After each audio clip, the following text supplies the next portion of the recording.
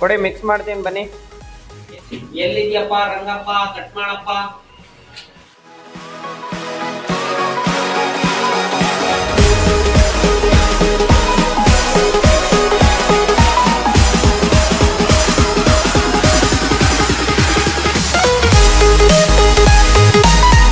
ನಾಳೆ ಒಂದೈದು ದೇವರ ಮನೆ, ಒಂದು ಬಾತ್ರೂಮು ಅಥವಾ ಇನ್ನೊಂದೇನಾದ್ರು ಮುಗಿಸೋಣ.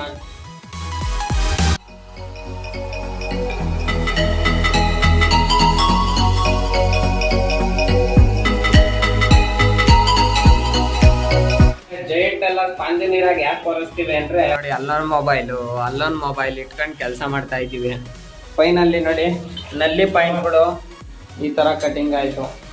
ಏನಕ್ಕೆ ಮಾಡ್ತೀವಿ ಅಂದ್ರೆ ಈ ಕ್ಯಾಪ್ ಮುಚ್ಚೋತದೆ, ಇಲ್ಲಿವರೆಗೂ ಬರುತ್ತೆ.